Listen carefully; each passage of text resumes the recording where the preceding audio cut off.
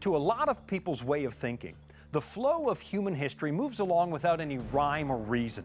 Random events like the Twin Towers, or Hurricane Katrina, or the latest election, or violence in the Middle East, they seem to grab center stage and dramatically alter the course of human history. But are these events really random? Or is there something more going on behind the scenes? What if somebody actually knows what's going to happen tomorrow?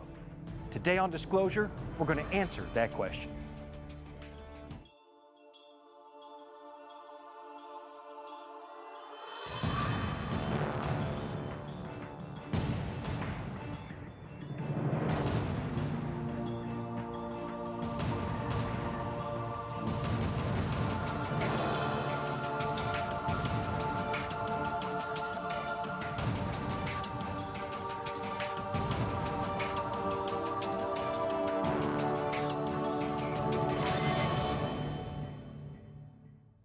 For the longest time, human beings believed unfalteringly that all swans are always white.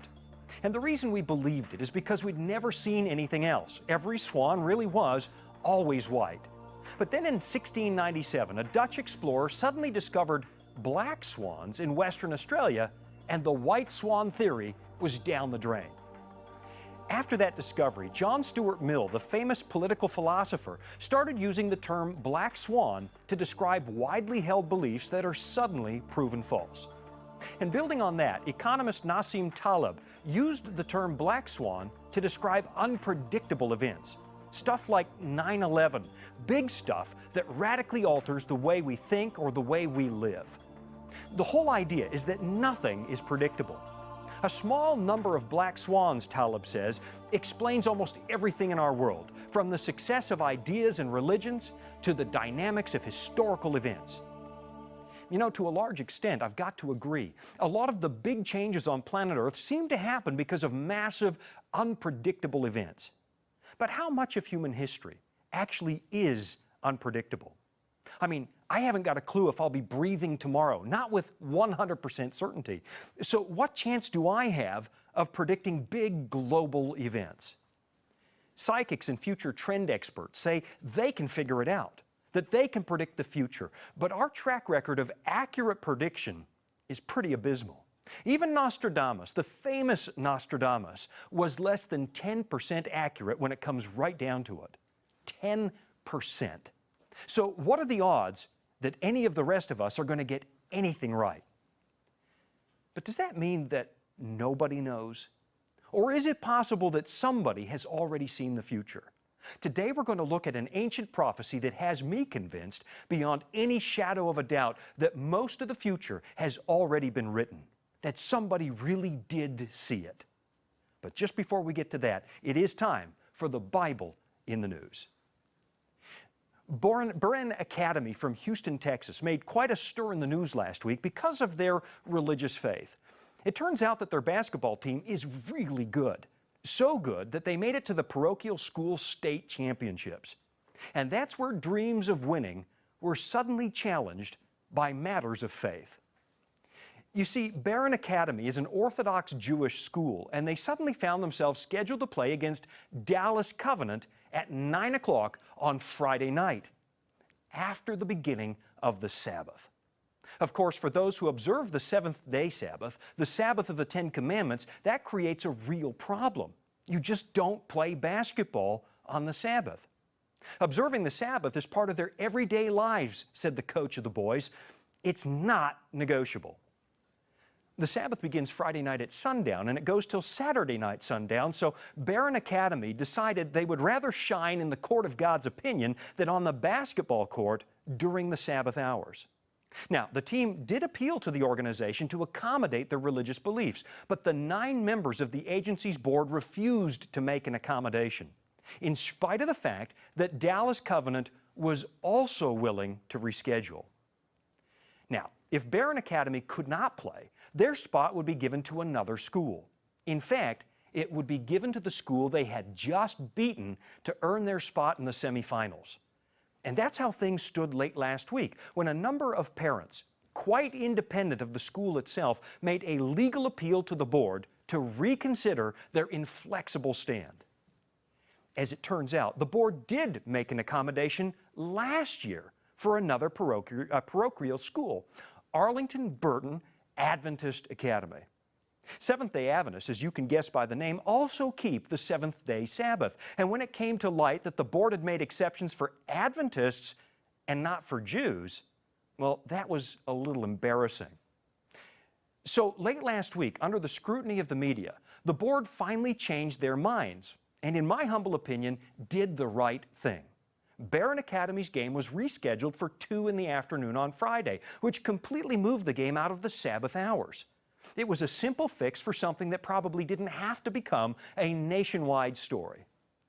And how did the newly scheduled game turn out? Barron Academy won last Friday afternoon. But in my opinion, they scored a much bigger victory for young people everywhere who choose to live a life of substance and a life of faith.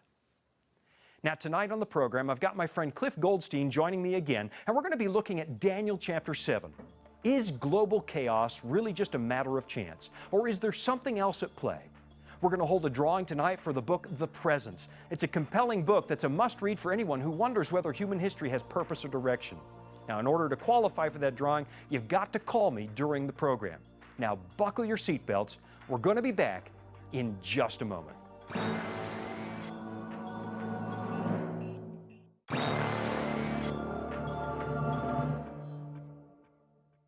Today I've got author Cliff Goldstein back on the program, a guy who quite literally wrote the book on some of the major prophetic themes found in the book of Daniel.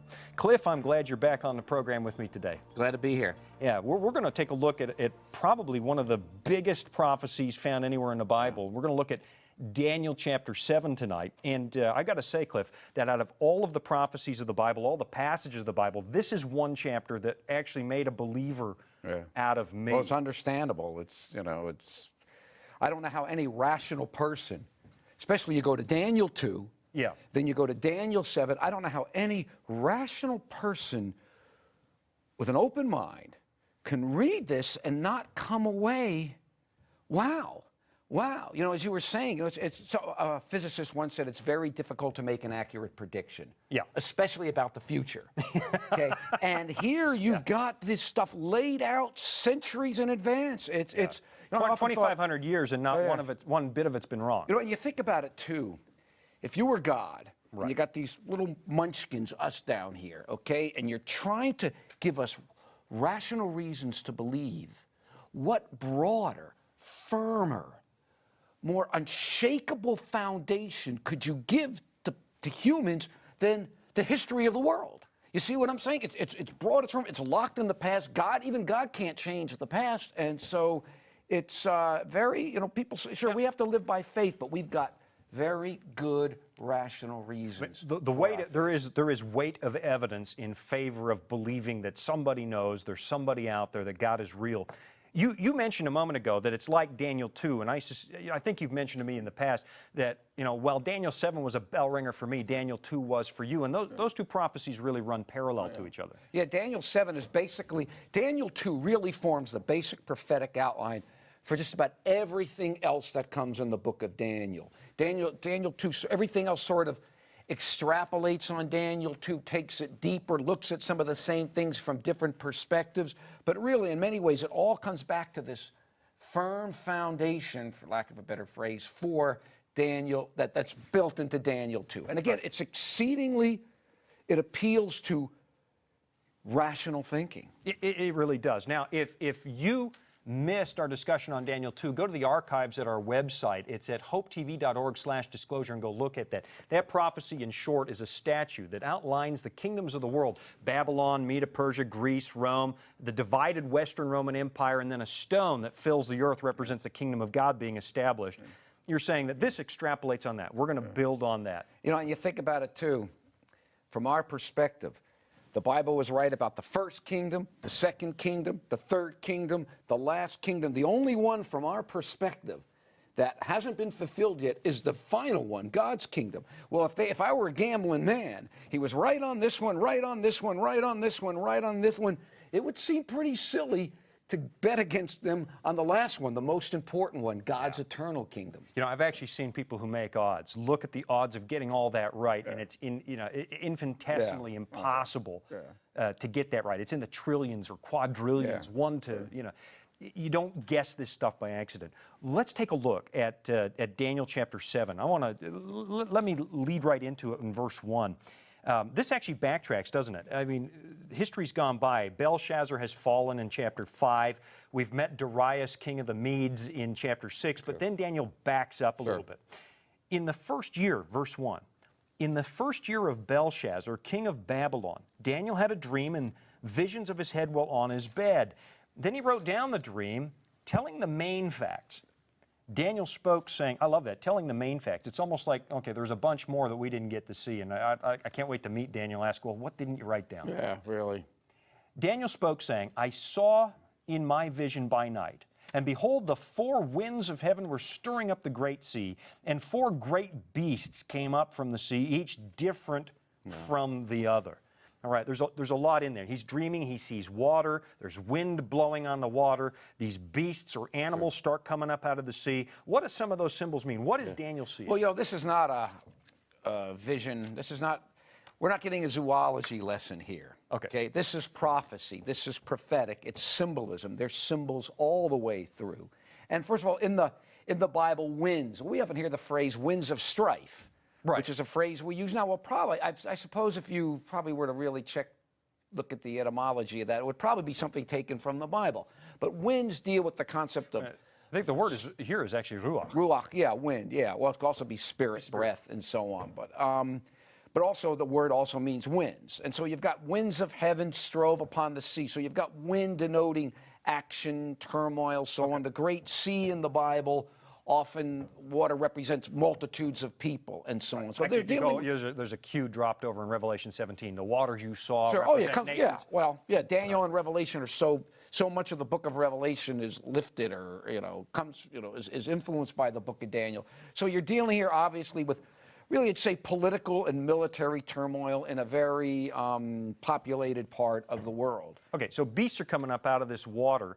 You know, I'd actually heard at one point that in Jewish thinking, at least at some point in history, thinking changes over the centuries, but at least at one point in history, there was this view that Israel is at the center of the world, and all these Gentile nations are around it, and they thought of themselves as an island in a sea of Gentiles.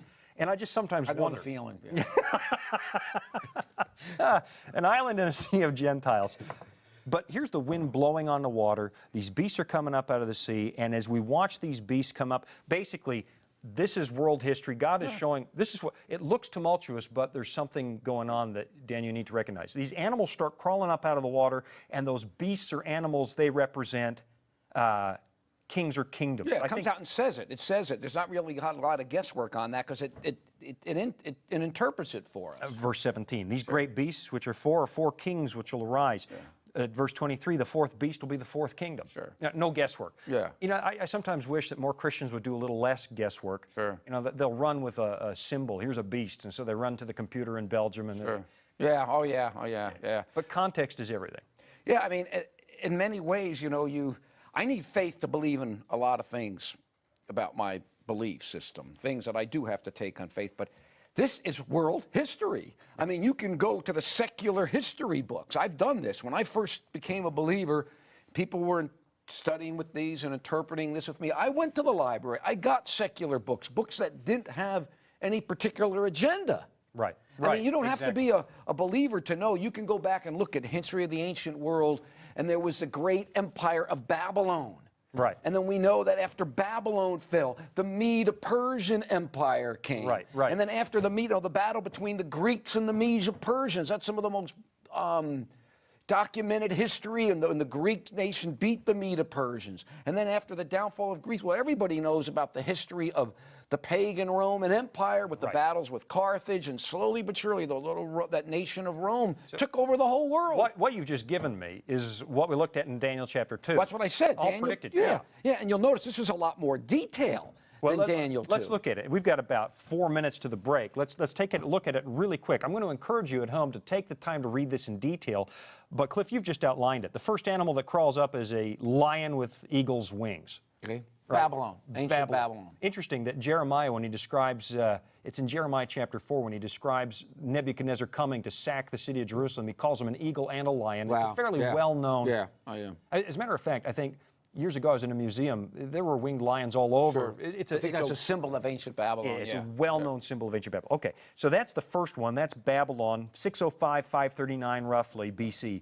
Next one in verse 5 is a bear, raised up on one side, got 3 ribs in the mouth. Okay, well, that's been interpreted pretty much through the centuries as the Medo-Persian Empire, and up on one side is considered the lopsided because one was more powerful than the other. Persians came later, but they became dominant. Yeah, and then the 3 ribs, they believe, was it Lydia? I forgot, there were 3 other... Lydia, Egypt, Babylon. Yeah, things that were places that were crushed by, especially large nations that were crushed by the Medo-Persian So power. very apropos symbol for the Medo-Persian Empire. I don't think anybody living back then or living later who knew the history would have any problem understanding what that was. Right. It's just after centuries of separation from when it was originally written, we get confused, but the original audience would get Yeah, this. oh yeah. Third one is in verse 6. All right, it is a leopard. It's a bit unusual. It's got 4 wings and 4 heads. Why would that be a great symbol for the next empire, which you said was Greece? Yeah. Well, again, when you think of wings, what do you think of? Well, it really is swiftness. Swiftness, speed. You think of a leopard, what do you think of? It's swiftness and Yeah, speed. yeah. So you've got that. And then ultimately the 4 heads is understood. Again, it's fascinating because when Alexander the Great died, his empire was divided up by 4 of his generals. He didn't do this all by himself. He had these generals, and they pretty much divided up the world at that point, but they were fighting among themselves, and it split, and ultimately they collapsed as well. Wow, so amazing. You know, I find interesting, if you count all the heads here and you go and look at a parallel passage over in Revelation 13, all the components are here. There's this beast that crawls out of the sea with 7 heads and 10 horns, and it's got the same number as here. That'll come up a little bit later tonight. We've got the leopard. It's the swiftness. Alexander the Great conquers the world in 4 years flat, I think, and it's just remarkable, 32 years of age. A 4th beast in verse 7, huge iron teeth. Yeah. Got to be the legs were of iron in Daniel too. Yeah. Parallel. Well, again, what is the last great power that comes up? You know, it was the Roman Empire. Right. The Roman Empire. So that, again, was not a hard one to, you don't really need to guess at this. This is history laid out for you. And it's very interesting, too, if you take Daniel 2, Daniel 7, and Daniel 8, 3 of the 4 nations are named for us. Yeah. They're named for us. And then if you link Daniel, you go to the Gospels, Jesus comes in and pretty much gives us the name of the 4th empire as well. So if you put these together with the Gospels, you've got all 4 of these named for us in the Bible. It's phenomenal. So we got Rome. Rome has, and we've got just seconds to go, Rome has 10 horns, and the statue, of course, really referenced the toes. Look at the toes, and when we studied that, the Western Roman Empire collapses, breaks in fragments. Horns were told, I think, a little bit later in the chapter. Yeah. They're kings. The 10 horns are 10 kings, verse 24.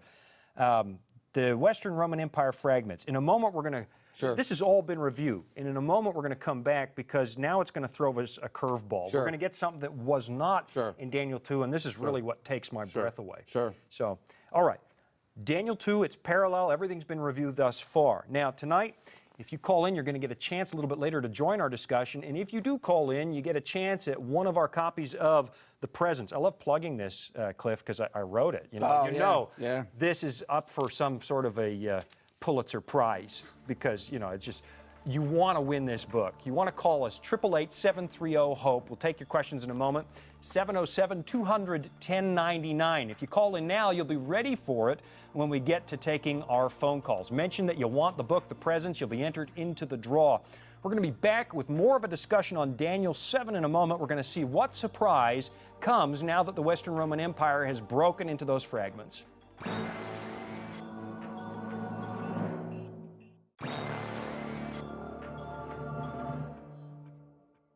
And we're back. I'm with Cliff Goldstein, author, speaker, and all-around great guy. And yeah, he paid me $20 to say that on live TV. Disclosure is live every Thursday from 9 to 10 p.m. Eastern. We want to hear from you. In a few minutes, we'll let you join the discussion. You can try and stump Cliff on his knowledge of the book of Daniel. Think of the hardest question you can. Call in to 888-730-HOPE, 4673, or Text me at 707-200-1099. If your question's not hard enough, I'll make it even harder. HopeTV.org/disclosure if you want to find us online. Cliff is eager to answer the hardest question you can think of. All right, Cliff, let's get back into... Took the words out of my mouth, Shawn. Yeah, I tell you.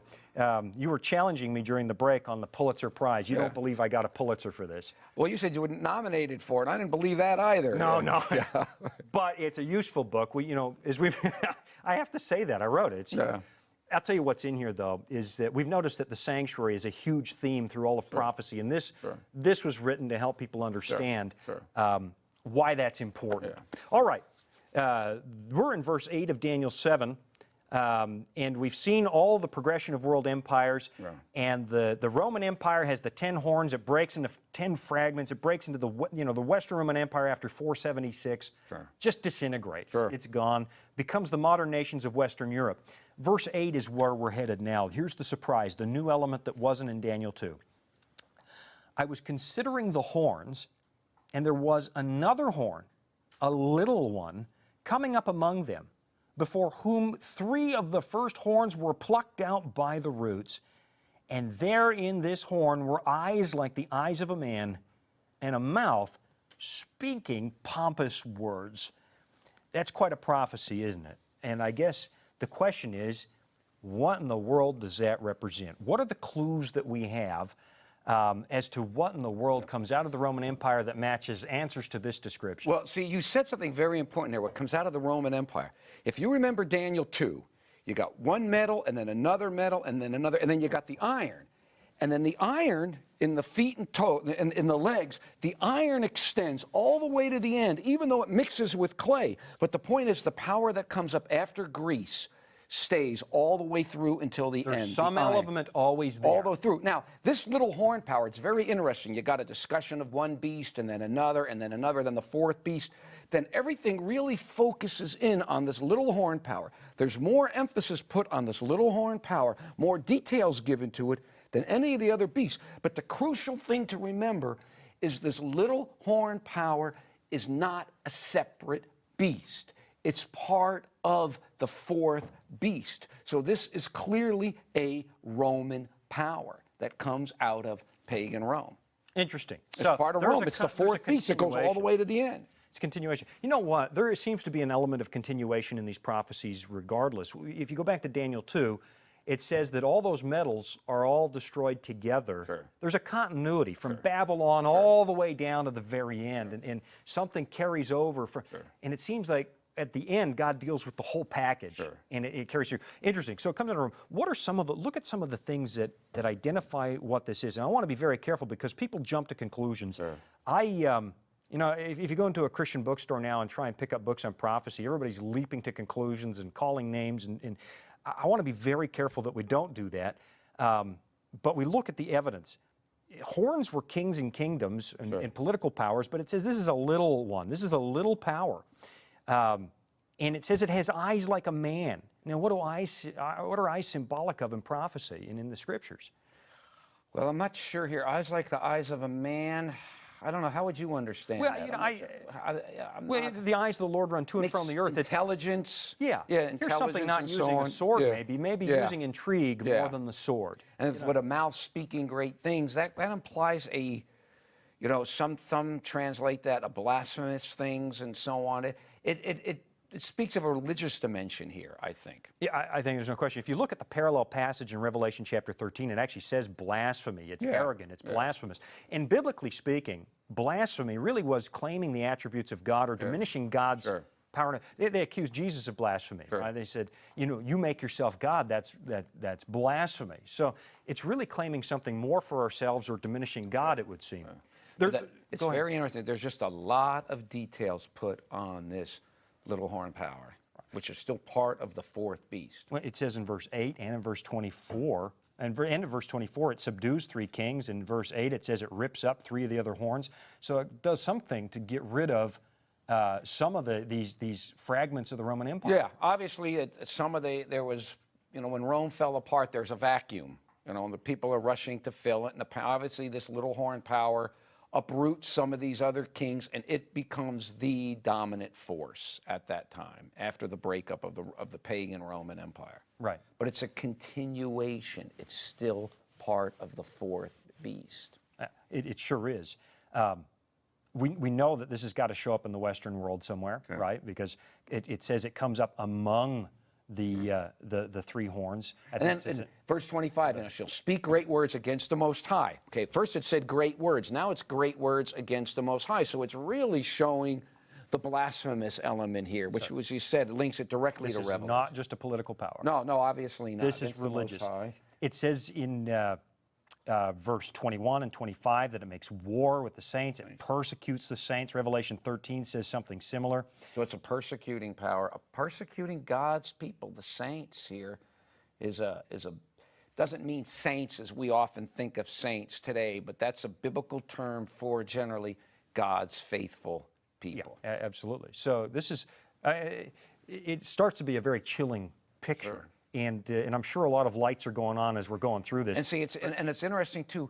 People forget this is history. Right. This isn't future.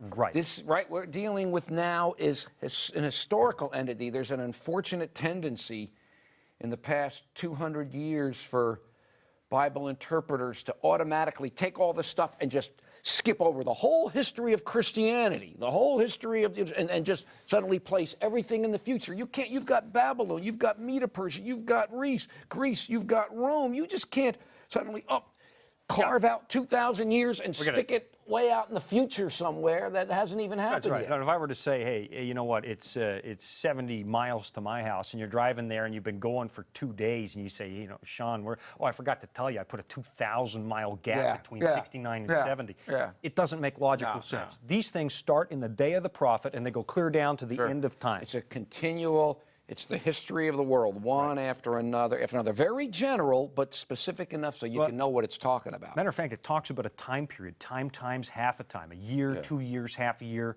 You find that all through prophecy regarding this particular power. It's 42 months in the book of Revelation. It's 1,260 days. So here, too, is where people get thrown off. They take this as, well, time and dividing of time, 3.5 literal years. But again, you got beasts here. You got, dragons. You've got beasts with iron teeth, leopards with wings, and so on. It's prophetic. It's symbolic. So that should be a hint alone that we're not dealing with literal time here, but this is prophetic time and the day-year principle. Day-year principle. Of known biblical principle. Scripture. Most scholars agree in many passages, a day is a year. This is talking about a period of time longer than a millennium. So something that comes out of the collapse of the Roman Empire, it retains some of those old kingdoms. It's a political and a religious power. It speaks great words. Cliff, I remember when I read this is one of the things that really made me sit up and pay attention and made a believer out of me. When it dawned on me, my word, I know what this is talking about. I remember sitting on the edge of my bed reading this, and I was not really a Christian. And I'm thinking, I know what this is talking about. It's so obvious. This is talking about us. It's us. Not me. No, it's you too, man. I'm Jewish. I'm Jewish. But look at this. I mean, look at the description. We saw, last week we were looking at the 4 horsemen, and we saw that God was honest enough to say that there was a black horse and a pale horse and a time where Christianity would compromise. The story of the Bible is God tells the truth about his people. In the Old Testament, Israel goes astray. Why isn't the New Testament that we like to ignore? We're looking over the fence, well, who's the little horn? It's got to be some dictator that shows up in secular Europe. God tells the truth about us. This is our Christian history. Did we persecute? Yeah, we sure did. Did we make boastful claims? We sure did. Did we misbehave as Christians? You know, my personal belief is, Cliff, it's probably about time that Christians owned up to this, admitted it, apologized, and got on with life. Yeah. Well, unfortunately, the history of the Christian church hasn't been one that, in many ways, you could be very proud of. Fortunately, I learned a long time ago, I made a big separation between Jesus and people that necessarily profess their own name. And you're right, I don't have to look at anybody else. I can get up and look in the mirror in the morning and know the difference between what I profess, what I claim to believe, and the Lord I claim to serve, and what I'm really like in real life. So you multiply that by endless more, and you've got Christian history. And it's not the end of the story. We're going to have to move along. Again, we're moving so quickly in these Sure. programs. Oh, yeah, you can spend a lot of time. Verse 9, I watched till thrones were put in place, and the Ancient of Days was seated. His garment was white as snow. The hair of his head was like pure wool. His throne was a fiery flame, its wheels a burning fire. Verse 10, a fiery stream issue came forth from before him. Thousands ministered to him. 10,000 times 10,000 stood before him. The court was seated, and the books were opened. What's this next event? Well, you're going along, you got one kingdom and another, and then you've got the Bible, the Lord saying, hey, there's a lot of injustice, there's a lot of evil, there's a lot of wicked in the world, but ultimately at the end of time, God is a God of justice, and judgment will be meted out. This is not going to go on forever, because at the result of this judgment, God's eternal kingdom is established. The last kingdom is established. So God's saying, okay, hang in there, because ultimately justice will be done. Interesting. You know, I'm looking at who wrote this. It's Daniel. He's in captivity. The Jews are in captivity. David was supposed to reign forever. The house of David was supposed to reign forever. And pagan kings are ruling. And now God says, look, there's going to be another pagan king and another pagan king and another pagan empire. And then he has to watch God's own people going squirrely yet again. But at the end of the day, God closes down the shop and there's a judgment. Why do we need a judgment? Well, well, look at the world. Look at the world. There was a philosopher once said, if you only had one premise, that God is just, you have to believe in some kind of afterlife, because we don't see the justice here. Okay, we don't see the justice here. And this is God's way of saying to us. See, it's interesting, too, if you read it, he says, in the chapter it says, judgment is given in favor of the saints. And in the Bible, the concept of justice is two-edged. There's punishment for the wicked and vindication for the righteous. And you see this here. There is ultimate judgment on the persecuting power, but then ultimately, too, judgment is given in favor of the saints. So in many ways, this judgment is good news for God's people. Hold that thought. I want to come back to that just after the break. Judgment is good news for God's people. In just a moment, you're going to get a chance to call in, 888-730-HOPE, or text me your questions at 707-200-1099. We're going to play Stump the Goldstein and see if you can't come up with something he cannot answer. Make it as tough as you possibly can. And when you call in, make sure you mention the book, The Presence. You get a chance to go home with one of those, or we'll send one out to you, and I think Cliff might even autograph it for you. You wrote it. You autographed it. We'll put your baby picture in there for everybody to enjoy. I want you to put Cliff through his paces. We'll be right back.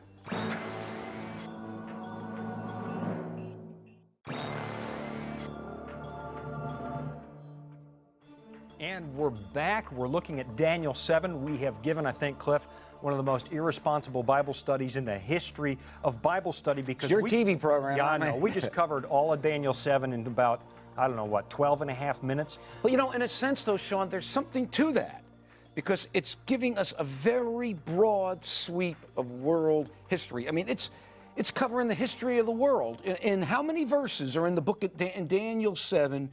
You've got 28 verses. 28 verses, it's basically giving you the history of the world, end time judgment, and God's, and it's taking you into the future. So Daniel itself is going through things pretty quick. So you could be excused for going through it as well pretty quick. I think we'll get a chance to go back in more detail. Next week, we're going to look at Daniel 8, and it's going to cover some of the same ground again and give us a little more detail. But we've looked at Babylon, Medo-Persia, Greece, Rome, the fragmented Western Roman Empire, a little horn power, which is a religious and political power, a persecuting power, and it looks a lot like us, our own Christian history. You know, a text message came in during the break, and somebody asking, you know, can't you get more specific? Name names, who did that, who persecuted? And you know, I think the answer is still us. If I look at Daniel's own attitude in Daniel chapter 9, he was not responsible for the sins of Israel. He wasn't breaking the Sabbath with them and doing those things. And yet when he prays, he says, we have sinned. It's time for Christians, for us to all own up and say, man, we've done this. Let's talk about judgment. You said just before we broke that it's good news. And I know that that thought is new to somebody watching tonight. How is judgment good? I mean, I have faced judgment once or twice, and it wasn't great news. Yeah. Well, I guess it all depends, too, on, well, I guess the bottom line is ultimately who your judge is. And if we have we're told not to judge. Why are we told not to judge? Because we don't know all the facts. Okay, but there's a God who knows all the facts, a God, though, who has revealed his love to us, a God who has revealed he's a God of justice. I personally am very thankful of the promises of ultimate judgment, the promises of justice being done. Again, coming from the Jewish background and the whole weight of that, I want to know that the people who got away with this in this life are going to have to. They might have gotten away with it here, but there's going to be a God who's going to judge them. I've heard people say, though, Cliff, look, God is love, and he's too nice. Yeah. He's too nice for any retributive justice. I mean, tell that to the ancient Israelites. Tell that to them with some of the stuff that they suffered through, Well, so is God just settling the score? Is that what it is? Is judgment God settling the score? I'm willing to concede that there are aspects of God's judgment I can't understand. But God says, vengeance is mine, saith the Lord. I will repay. Okay, I mean, if you love somebody, right, and you see somebody viciously attacking them, being evil to them, is it just, well, I love the evildoer so much that I'm going to just let him do what he wants? It doesn't work that way. I'm willing to concede that God's justice is something that I don't fully understand, but I take great, in fact, I had a sermon once that I preached called The Promise of Hell, okay? And it was just, I have to ultimately trust and believe that the justice and judgment that I don't see here. There's so much injustice in this world. There's so much that goes along that's not taken care of. And yet, people say, well, it's just a pie in the sky hope you have. Well, it's a pie in the sky hope in the sense I have it because the Bible tells me about it. And if God ultimately doesn't bring justice at some point, then we have to accept the fact that we live in a totally unjust world and there will never be justice done. And if you can live with that, fine. But I have a Bible, and my Bible tells me about a God who that's not what God is like. Well, I find it interesting is that everybody's got an inborn sense of justice. If somebody else has hurt us or done us wrong, there's this feeling, boy, that's got to be made right somehow, somewhere. And yet, we don't want that for us. Right? We want God to eliminate all the evil in the world, but if he really did that at this moment, I mean, I wouldn't make it. Yeah. Well, see, here's where you ultimately come into the gospel and the whole thing of the gospel. If we all got the justice, in a sense that, and this is the mystery of the gospel. This is the mystery of that even though we are wretched, we are bad, we've done bad things, God is willing to forgive us all. He made a provision to forgive us all at the cross. So it wasn't just a dismissal of sin and evil. No, the cross shows the ultimate consequence of sin and evil. That's what sin and evil led to.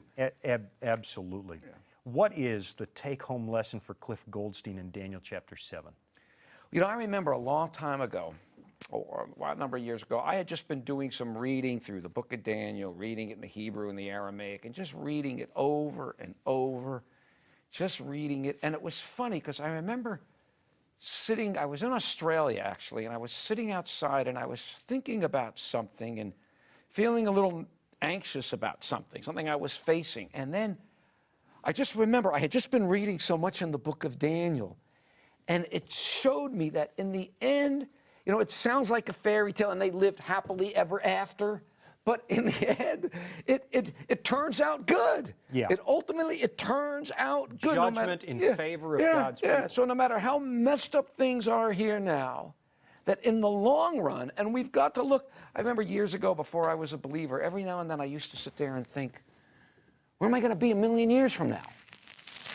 Just wondering about the ultimate, these transcendent questions, ultimate questions. And this, the secular view, it all winds up, will end up being swallowed up by the same cold, uncaring forces that apparently created us. And very hopeful. Yeah, well, I suppose that would have been better than just continually going on, in a miserable world with, no hope at all. Yeah, but Daniel ultimately showed me that in the end, God will make it all right. His kingdom is the final stop in this prophecy. Yeah, and it's the one kingdom. See, all these other kingdoms come and go and come and go. And if you read it, it says a couple times, God's kingdom will never be destroyed, they'll never be taken away, it lasts forever. So all these other ones are here and gone. All right, we have got a YouTube question that's come in. We're going to try and squeeze in the question before the break. I don't know if we'll have time to answer, but let's listen to this.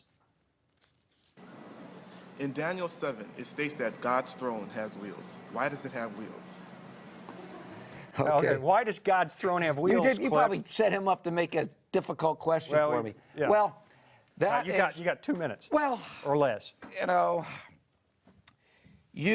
we're dealing with symbolism here. We're dealing with, as we said, all the way through symbolism, and it does give the idea of movement. Right. Does give the idea. If you read this, you do see that the Ancient of Days moving, the Son of Man, that's a Hiphel form or a Hafel form in the Aramaic, he's brought before. You've got movement here. And to be too dogmatic about that now, I wouldn't want to be too dogmatic about that now, but I don't want to be too dogmatic about it at any time. Oh, go ahead, be dogmatic. No, I'm not that dogmatic about anything. Me, I'm getting too old to get too dogmatic about things. I've been wrong too many times on too many things. But I think in many ways as I said, these chapters don't exist in isolation. Right. When you parallel, as we'll do next week, this chapter with Daniel 8, right, which brings in a whole different symbols for the beast, it brings in a whole other element, the sanctuary. Okay, I'm plugging your book here. Thank you. Well, we got to plug it because we're running out of time. It brings in the same, but that makes more sense. But there is the idea of some kind of movement, and I mean that's what the imagery is. Exactly what it means. All right. We'll be back in a moment to take your questions live. You can text me. You can phone me. You can phone Cliff. I'll give his cell phone number after the break. And don't forget, we're going to have a draw for the presents, but only if you call in during this program. You don't want to miss this. I mean, a Pulitzer Prize nomination. You heard Cliff say it right here. We'll be back. We're looking at the judgment now in Daniel chapter 7. Buckle your seatbelts. We'll be right back.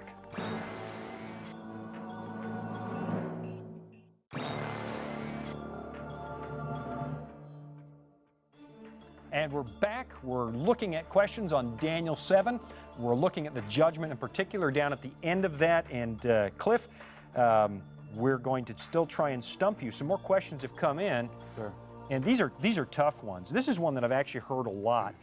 Can you talk about the role of Antiochus Epiphanes in Bible prophecy? And I guess that comes up anytime you see horns. And this really is a question that kind of relates to what we're going to talk to more next week. But people always want to know, is Antiochus Epiphanes in here? Is he the great evil of that horn? The answer is easy. Antiochus Epiphanes is not in Daniel 7. Well, how do you know that? Because it's obvious. It's obvious. I've heard people say that that horn is not Christianity. That horn is Antiochus Epiphanes. I mean, but it kind of gets it backwards, doesn't it? Antiochus Epiphanes was this pipsqueak little king who wreaked some havoc for a little bit of time in a small corner of the Roman Empire.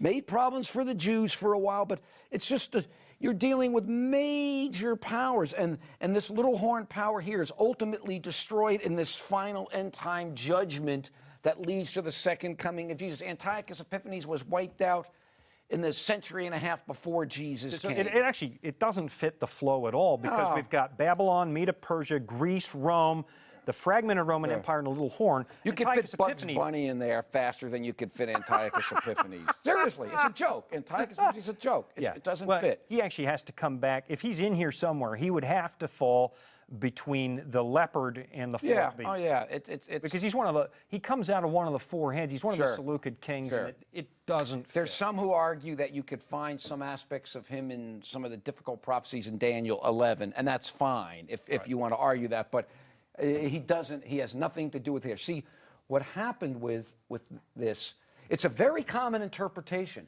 In fact, I pretty much guarantee you, and it's very unfortunate, that you could pick up almost any Bible commentary, and you will find them talking about Antiochus Epiphanes in here. And that's very interesting why that came about, because, as I said in the beginning, this is very powerful evidence here in these chapters for the existence of God. Very powerful evidence for supernatural, for a God who thousands of years before some of these events predicted it. Well, if you happen to be of a philosophical persuasion that doesn't believe in God, or doesn't believe that God can give you predicative prophecy, doesn't believe that God can tell you the future, you've got to deal with these prophecies here. And so what they do is they come up with the idea that these things all were historical. They all happened in the past, and that the author, most Bible scholars, or many of them, do not believe that this was a book written by a guy named Daniel who lived during the ancient Babylonian Empire. They put it in the time of Antiochus or even after Antiochus. Because it blows their mind. If they put it in Daniel's day, they're going to have to admit Yeah, that. that's the point. Yeah, so they come up with this thing. It's all written later, after the events, and then they're just deceiving us. They're making us sound like it's talking about the future when it's really a guy writing hundreds of years after the event, making it sound like it. Well, the problem with that is, particularly like when you get something like Daniel 2, they do that with Daniel 2, is even if somebody was writing in 165 BC, they did an awfully good job in predicting the breakup of the Roman Empire. You know, how they could have come up with that. So, I mean, hundreds of years in advance, you know, in advance of that stuff. So, in other words, I think the power of God's predicative prophecy is so great, even this goofy theories that try to put the book of Daniel, written by somebody in the 2nd century BC, it doesn't work. You know what I find interesting is that I know we flew over this very fast and said, look, the little horn answers to Christianity, particularly as we come out of the Roman Empire through the medieval period and so on. It really is us. But, I go back and read what church leaders were saying, and there were some. I think the Archbishop of Reggio at one point stands up in a council and says, we got to pay attention to this is us. And people start squirming a little bit. And all of a sudden people say, well, we really don't want it to be us. So we really got to say it's Antiochus Epiphanes. They start to sort of look for anything but the uncomfortable fact that we are being described. Well, it's not politically correct. And as I said, they'll either put it all in the past or they'll stick it all. Just to avoid. The very common thing now is to put all this stuff way in the future. All right, we got a couple of minutes. This came in, I think, by Facebook. The iron feet mixed with clay. This is a reference back to Daniel 2. Do you think it can also mean that the traditions and beliefs of the Roman Empire are mixed in with all mankind? And can it mean that that a blasphemous man arises from the horrific beast? My name is Alma. I already have Shawn's book. I don't know where did you find it in? It must have been in a garage sale, right? She didn't say, no, she didn't say she read it. She just said she's got it. Has she it. just has been watching Hope. All right. There's a big I difference. think you referenced this a little bit. Are there elements of the Roman Empire that stick through? I think you answered that a moment ago. I mean, you've got the metal of the 4th beast comes all the way through until the end. So you've got that. And you've got the same element in Daniel 7.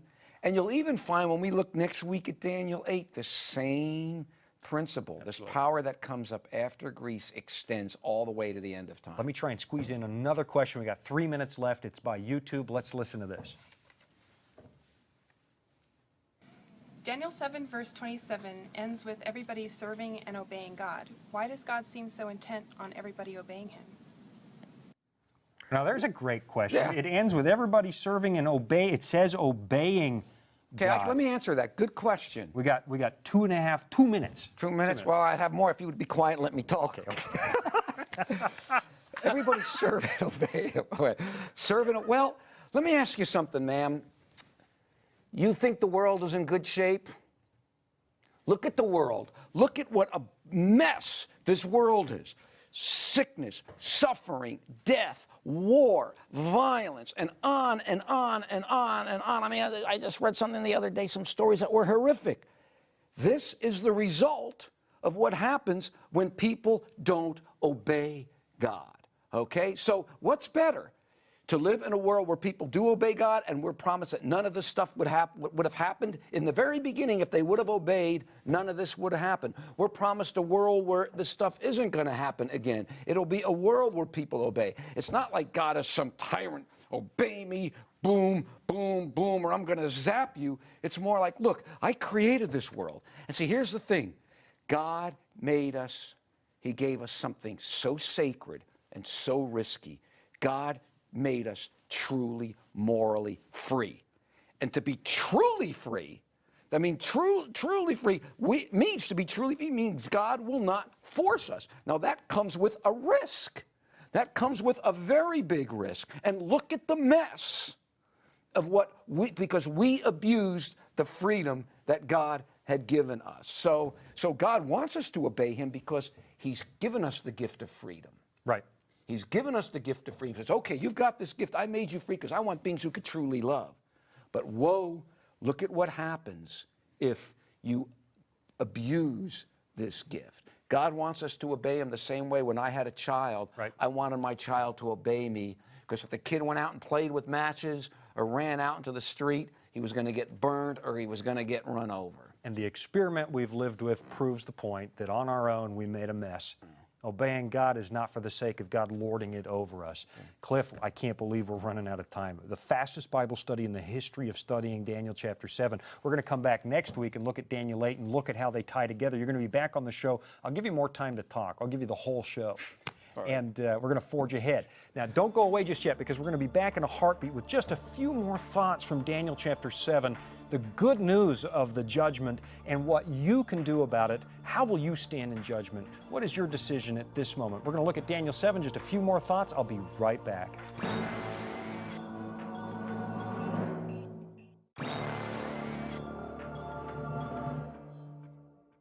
When you suddenly pull back the curtains of the universe and see what's really going on behind the scenes, it pretty much leaves you speechless. Somebody really does know what's going to happen next. There really is a purpose to human existence and a definite direction to human history. You and I have been given the freedom to choose. We can make our own moral decisions, but the history of our planet has already been written well in advance. According to Daniel chapter 7, the progression of world powers finally comes to an end in the judgment hall of God himself. You and I might be able to make our own decisions. We might be free to live our lives however we want, but that inborn sense of justice we all seem to have tells us that you cannot live your life with utter impunity. At some point, the books are opened and the judgment begins. Now, I know that's not a popular way of thinking anymore because we've been telling ourselves that how we live doesn't really matter. Do what you want. Live how you please. But think about it like this. Why do we feel a sense of outrage when other people get away with murder? Why do we want closure when somebody hurts us? We know that other people should have to answer for what they've done, so why do we think that we shouldn't? I know the thought is kind of frightening, and maybe that's why we want to pretend it will never actually happen. But let me ask you this. If absolutely everything in this prophecy has happened exactly as predicted, what are the chances that this part about the judgment is wrong? I think we all know it's going to happen. And here's the good news. By yourself, you know you couldn't make it. You know you don't have what it takes. But in 1 John chapter 2, Jesus offers to serve as your attorney. He'll work as your lawyer. And that means you can have the judge as your defense. And I don't know about you, but that sounds to me like God has actually stacked the judgment in your favor. He's not trying to lose people. He's trying to get you into that eternal kingdom. But you know, honestly, He's not going to force the issue. He's going to let you decide how you want to face life's record. Do you want to face it by yourself? Or would you rather have the Lamb of God submit His own spotless record on your behalf? That's a choice you've got to make. That's a choice that you need to consider right now at this moment tonight, before that last segment of the prophecy comes to pass. God loves you. He won't force it. The choice is entirely up to you tonight. What are you going to do? Jesus offers to represent you in that judgment. You can't make it on your own. He's asking you, will you choose Him? Tonight, I'm Shawn Boonstra, and you've been watching Disclosure.